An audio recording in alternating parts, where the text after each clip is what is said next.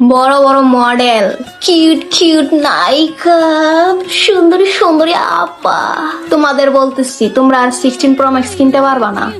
আসলে এই কথা কিন্তু বাস্তব যে কিউট কিউট যে বড় বড় কি নায়িকারা আগে কি আইফোন নতুন নতুন আইফোন বেরোনোর সাথে সাথে নিয়ে নিত সেই সমস্ত বড় বড় নায়িকারা বড় বড় মডেলরা এখন আর কোনোভাবে আইফোন কিনতে পারবে না। কারণ কি তাদের স্বামী থুক্কু, তাদের কি নেতা, তাদের নেতা কি এখন বিদেশ, তাদের নেতা দেশ ছাড়ে ভেগে গেছে। তাদের নেতার কিন্তু আর খোঁজ নাই।